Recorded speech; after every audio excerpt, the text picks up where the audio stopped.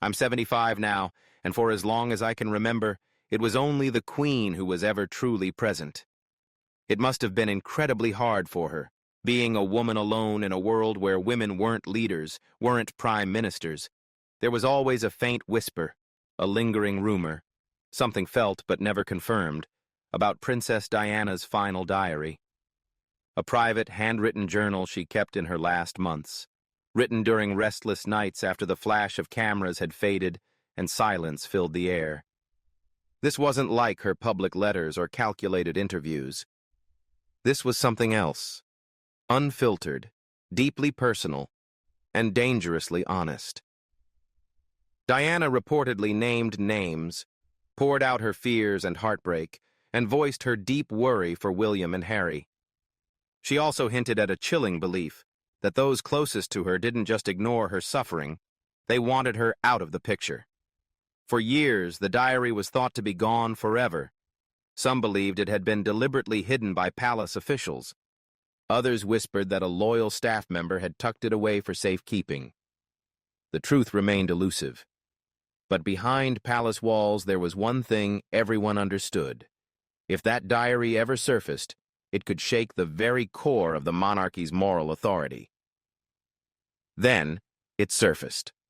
According to multiple palace insiders, an anonymous package was delivered to Kensington Palace earlier this year.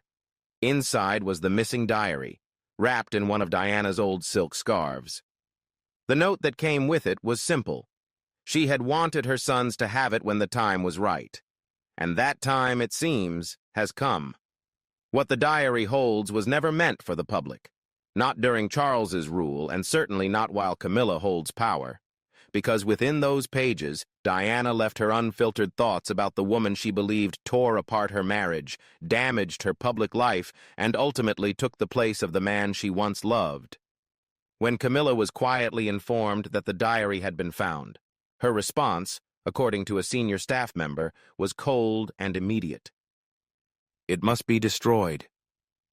There was no debate, no hesitation, just fear and urgency. She reportedly called in top aides and gave direct orders that even stunned veteran palace insiders. Burn it, bury it, erase it. What she didn't know was that it was already too late. William and Kate were in possession of the diary, and they had no intention of letting it vanish. To them, it wasn't just a personal keepsake, it was their mother's voice, a woman's truth, a legacy that Camilla had long tried to erase. But before we continue, we'd love for you to hit the subscribe button if you're enjoying this video. If you just did, we truly appreciate it. Now, let's get back to the main content. But now, the truth had returned, and this time, it wasn't going to disappear. Princess Diana was many things, a royal figure, a humanitarian, a devoted mother, and a challenger of the system she married into. More than anything, she was a woman struggling to survive in a palace that seemed built to silence her. And in the quiet moments when no one else was listening, she wrote. Diana kept journals throughout her life. Some were filled with hope, others with fear. They held snapshots of joy, heartbreak, dread, and perhaps, most importantly, clarity. But the final diary, written in her last year, is different. It's the most haunting and revealing of all. Unlike previous writings, this wasn't meant for public eyes or media headlines. There were no calculated messages, no veiled hints. These were the words of a woman stripped of illusion, a mother worn down by constant pressure from a system that never truly welcomed her, a person facing the possibility that her life might soon be cut short. Those close to Diana recalled that in her final months, she was composed but hyper-aware. The chaos of her divorce from Charles had passed, but peace still felt out of reach. She no longer saw the monarchy as a family, but as a relentless machine, one that rejected vulnerability and praised blind loyalty. The recovered journal, now verified by handwriting experts, reveals not only her deepest emotions, but also her darkest fears. One entry, written just weeks before her untimely death, says simply, "They think the world has moved on. but the truth remains. The woman he once loved is now the one set to wear the crown. Camilla, I don't hate her, but I fear her. She knows how to make me vanish. It's a chilling line. Not angry, but heavy with sorrow and eerie foresight. Other entries reveal Diana praying for the safety of her sons. She often referred to William as her anchor in chaos, a child bearing more than any child should. She also offered quiet admiration for Kate, not by name, but as the kind of woman she hoped William would one day fall in love with. He'll need someone who doesn't crave a title, but values the truth. Then there was the passage that, according to palace sources, sent Camilla into a panic and led to her demand to eliminate the diary. If anything happens to me, don't let them tell the story. Let my boys hear it from me. My words, not the version they rewrite. My blood speaks louder than the crown. This wasn't paranoia. It was a warning. Diana feared not just for her life, but for her legacy. She knew her voice could be erased, reshaped, or silenced entirely in the version of royal history curated by the institution. And she feared that Camilla would one day wear the crown, all while Diana's truth was buried. For a long time, it seemed that fear had come to life. Camilla rose. Charles became king. Diana's name faded from official royal events. Her memory was reduced to a symbol, no longer a story. Until now. Because the diary that was long denied, dismissed, hidden, and allegedly targeted for destruction, has resurfaced. And every word inside it is reigniting the legacy many tried to forget. The truth is no longer in hiding. It's written. It's been seen. And soon, the world will know it. The moment the diary's authenticity was confirmed, the image Queen Camilla had carefully built began to unravel. She had spent years reshaping public opinion, transforming herself from the woman at the center of a royal scandal into a refined figure beside the king. Every move she made was designed to distance herself from whispers, headlines, and the shadow she could never outrun. But Diana's words are back, and they're louder than ever. But then, without warning, Diana's voice returned. Not through whispers or tabloid rumors, but through her own handwriting, revealed in the pages of a long-lost diary no one ever expected to surface. It shook Camilla to her core. Sources within Clarence House say that the moment she was informed of its recovery, she went pale and gripped the armrest of her chair. The aide delivering the news reportedly paused before even showing her the cover of the diary, uncertain of what reaction it might provoke. "This could ruin everything we've worked for," she is said to have whispered. Her next words were firm. It had to be destroyed, immediately. No conversation, no second thoughts. Just a gut reaction born not of remorse, but of fear. She feared what would happen if Diana's own words were made public, how decades of careful image building could unravel in a moment. She feared the growing comparisons between Kate and Diana would harden into outright resentment toward her own place in the royal family. Within hours, Camilla had called a private meeting with her most trusted staff. The instructions were blunt. Locate the diary, secure it, and make it disappear. No leaks, no media, no trace. But not everyone in the room agreed. One longtime servant, quietly loyal to Diana and reportedly close to William, immediately sensed this wasn't about preserving the crown. It was about erasing the past. And in that moment, they made a choice that would change everything. A discreet warning was sent to Kensington Palace. It was encrypted, low-key, and routed through a trusted intermediary. The message was brief, but urgent. "She knows. She's trying to erase it. You need to move now." Camilla had no idea, and neither did anyone around her, that the diary was already safe in William and Kate's possession. The anonymous figure who returned it had never trusted the institution to protect it in the first place. They put their trust in the only people Diana herself would have chosen, her son, and the woman who now carries forward her legacy. Camilla's shock turned into full-blown panic the moment she learned that William and Kate had possession of the diary. According to palace insiders, she lashed out at a private advisor, demanding answers. How had this happened? How had the palace been blindsided? "They're going to turn her into a saint again," she reportedly snapped, "and I'll be the villain all over again." But what she failed to see, or simply refused to accept, was that this was never about public opinion. It was about truth, and the truth no longer belonged to the crown. It was in William and Kate's hands, and they had no intention of burying it. The package arrived at Kensington Palace quietly. No royal insignia, no signature, just a small, hand-delivered parcel with a single name written on it, for William. At first, staff assumed it was something trivial, maybe even a prank. But when William's private secretary opened the parcel, everything changed. Inside was a leather-bound journal, its corners worn with time, but unmistakably Diana's. It had been carefully wrapped in one of her old Hermes scarves, preserved with obvious care. When William opened the cover, there was no doubt. It was her handwriting. The ink, the familiar tilt of the letters, even the deep imprints where she'd pressed too hard on certain words, just like she used to. It was authentic. It was real. It was Diana's final diary. Kate was with him as he began to read.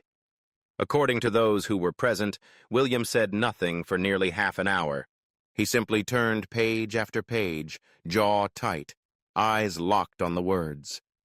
Kate sat beside him, holding his hand. Silent tears streamed down her face as she read alongside him. Some entries were written directly to William and Harry. Others captured moments of raw emotion, Diana's fear of being forgotten, her pain at being portrayed as unstable, and her deepening suspicion. "They want the world to forget I ever existed once I'm gone." It was more than a diary. It was a voice long buried. And now, it had finally been heard.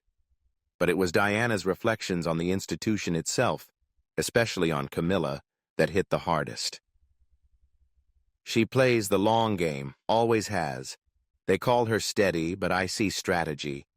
I wonder if Charles sees it too, or if he's just relieved to feel nothing at all." And then came an entry dated just 2 weeks before her final trip to Paris. "My sons will have to survive in this world. It will try to shape them, to break them. I pray William finds someone who values truth over appearances, someone who will protect him from all of this, when I no longer can." Kate reportedly broke down when she read that line. William said nothing. He simply reached out and held her hand. They both understood what it meant. This wasn't just a journal. It was Diana's final message, her last effort to protect her children, a legacy written in fear, in love, and in truth. And now, it had found its way to the very people she had hoped would carry it forward. William made his decision without hesitation.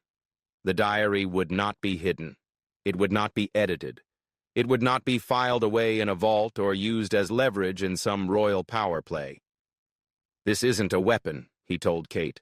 "It's her voice, and it's time people actually heard it." They didn't want to cause scandal. They wanted to restore her story, the real one, not the one shaped by headlines or rumors or palace PR.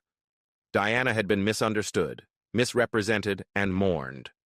But now, thanks to her son and daughter-in-law, she would finally be heard.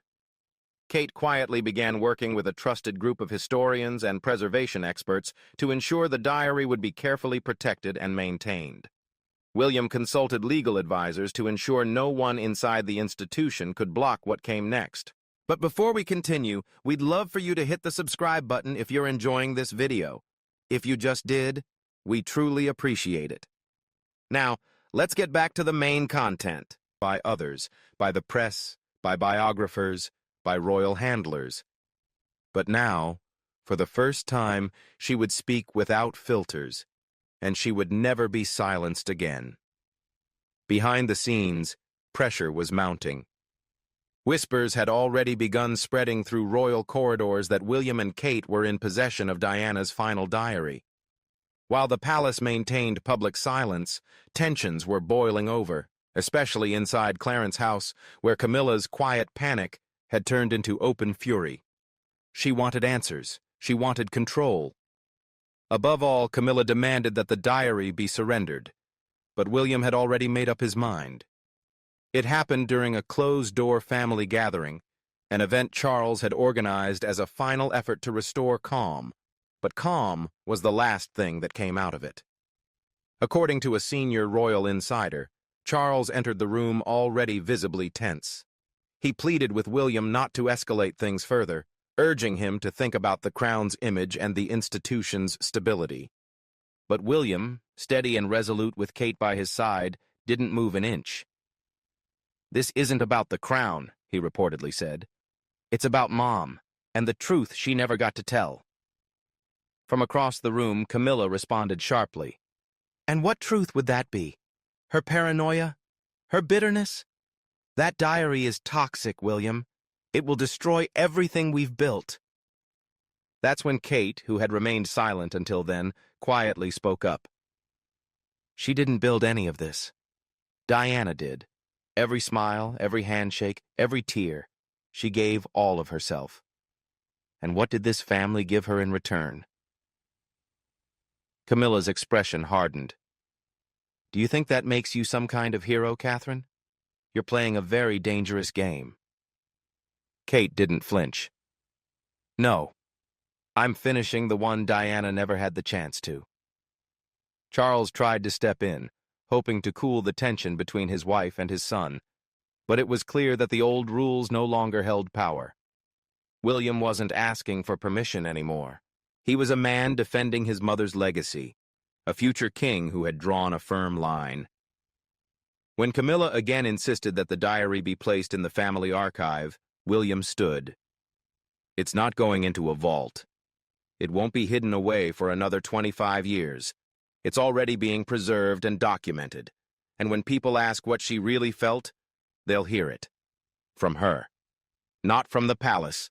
Not from you." The silence that followed was deafening. Camilla is said to have left the room abruptly, muttering under her breath. Charles remained seated, pale and unable to meet his son's gaze. For years, he'd led by avoiding emotion, keeping the peace, and valuing appearance over honesty. But that approach had finally reached its end. William had changed the rules. And with Kate beside him, channeling Diana's strength, but with none of her naivete, the story was shifting. The monarchy was being redefined, one truth at a time. There was no resolution that day. But the message was unmistakable. The era of silence was over. And the age of truth had begun. The palace had tried to stop it. They couldn't. They issued vague denials, reassigned staff, and pushed narratives of unity and progress. But it was already too late. Diana's diary had been found, verified, and now the world could read it. The initial release didn't come from a tabloid or a bitter insider. It came through a respected royal historian personally selected by William and Kate. The historian published a thoughtful piece in a major British newspaper featuring carefully chosen excerpts that stunned the public. There were no attacks, no sensationalism, no scandal for scandal's sake, just the truth. "I'm not afraid to die. I'm afraid of being forgotten. Not by my sons, they are my light, but by the world that once promised to love me. If anything happens to me, please remember my heart, not the headlines." The public response was immediate and overwhelming. Tributes flooded in. News anchors struggled to keep their composure as they read Diana's words on air. Social media lit up with hashtags like #Diana'sTruth, #NeverForgotten, and #KateContinuesDiana. And with that, the long-suspected divide within the monarchy became undeniable. On one side stood Charles and Camilla, silent, composed, and distant. Clarence House issued only a brief statement. Private family matters should remain private. We ask for understanding during this time. But it rang hollow, because on the other side were William and Kate, no longer just the future of the monarchy, but now the guardians of a story that had been buried for too long. Then Kate made her move. Just days after the diary's release, she delivered a public speech at an event originally meant to focus on children's mental health. But the moment became something far bigger. Wearing Diana's iconic sapphire earrings, Kate spoke with calm assurance. Sometimes telling the truth is more healing than staying silent, even when it's painful, even when it changes everything. We owe it to those who can no longer speak, to make sure their voices aren't lost. She never mentioned Diana by name. She didn't have to. The message was unmistakable. The audience rose to its feet in a standing ovation. The press called it the most defining moment of Kate's royal journey. Behind palace walls, the impact was felt immediately. Camilla, reportedly overwhelmed, canceled 2 upcoming appearances, citing exhaustion. But everyone understood what was really happening. The silence had been broken, and the truth, Diana's truth, was finally being heard. Sources say Camilla was livid, not just with Kate, but with the clear reality that the public had made its choice. And that choice wasn't her. Across the UK, people began placing photos of Diana beside images of Kate, not as royal icons to be idolized, but as symbols of something deeper. A lineage not of titles, but of strength, grace, and legacy. This wasn't about passing down a crown. It was about carrying forward a torch. The monarchy didn't fall, but something inside it cracked wide open. The age of quiet suffering and carefully hidden truths was fading. In its place, a new chapter had begun. One that didn't fear the past, but had the courage to face it. They had tried to erase her, tried to retell her story on their terms, reduce her legacy to curated moments, and file her away under layers of titles and formality. But the truth Diana left behind refused to disappear. She wasn't brought back by a best-selling biography or a royal-endorsed documentary. It wasn't some polished tribute crafted by the same system that once silenced her. It was her own words. Words scribbled in private, born of fear, pain, love, and resilience. Hidden in a diary no one was meant to find. Words that, according to palace sources, Camilla once ordered destroyed. But William and Kate refused to let that happen. Through their choice to confront history instead of cover it up, Diana's voice returned.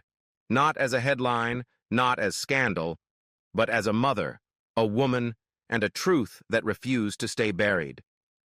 The world has heard her now, and it's listening with new ears. What was once dismissed as paranoia now feels like foresight. What was once seen as fragility now reads like a warning. And what many once believed was the end of Diana's story now feels more like the beginning. Her light didn't fade. It spread, amplified by William and Kate. Kate, the woman Diana once hoped her son would find, has become the keeper of her truth. Not by copying her, but by carrying her spirit in every act of kindness, every quiet strength, every refusal to let tradition smother empathy. And William, the boy who once walked behind a coffin in front of millions, has grown into a man leading his mother's legacy forward, not with bitterness, but with purpose. As for the palace, it still stands, but something inside it has shifted. The old silence is breaking. The once unchallenged control is slipping. Diana's truth has done what the institution feared most. It endured. The diary wasn't destroyed. It wasn't buried. It rose, out of years of denial, from the weight of a pain that had long been hidden. And now it burns brighter than ever, in William's hands, in Kate's heart, and in a world that no longer sees Diana as a shadow of the past. Her voice lives on. Her light leads the way.